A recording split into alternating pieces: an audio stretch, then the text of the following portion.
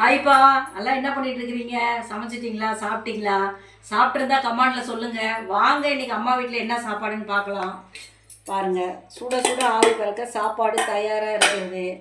அப்படியே தட்டில் தூக்கி இப்படி போட்டுடலாம். சூப்பரான சமையல் இன்னைக்கு ரெடியாக இருக்கிறது.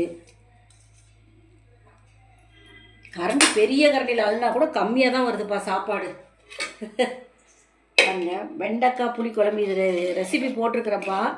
பிடிச்சிருந்தா எல்லோரும் லைக் பண்ணுங்கள், ஷேர் பண்ணுங்கள். பார்த்துட்டு நீங்களும் இந்த மாதிரி செஞ்சு பார்த்துட்டு கமெண்டில் சொல்லுங்கள். இந்த பாருங்கள், வெண்டைக்காய் 2 பூண்டு எல்லாத்தையும் தூக்கி அப்படியே குழம்பு தூக்கி இப்படி ஊற்றி விட்டுறலாம். கொஞ்சமாக ஊற்றிக்கலாம். கோஸ் பொரியல் பாருங்கள், முட்டைக்கோஸ் பொரியல். இன்றைக்கி லேட் ஆகிடுச்சு, அதனால் ஏதாவது கூட்டு எதுவும் செய்யலை, இல்லைன்னா கொஞ்சம் கூட்டு செஞ்சுருப்பேன். முட்டைக்கோஸ் பொரியல்.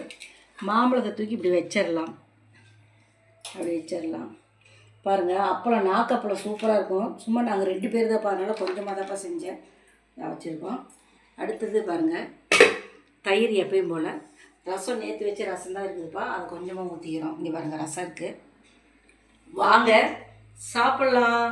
இன்றைக்கி பிறந்தநாள் திரும்ப நாள் உள்ளவங்களுக்கு வாழ்த்து தெரிவிச்சுக்கிறேன். இன்றைக்கி நீங்கள் எல்லாருமே கோயிலுக்கு போயிட்டு வந்திருந்தீங்கன்னா கமெண்டில் சொல்லுங்கள். இன்னைக்கு சாயங்காலம் நைட்டு டின்னரில் உங்களை சந்திக்கிறேன். ஓகேங்க, பாய்ங்க.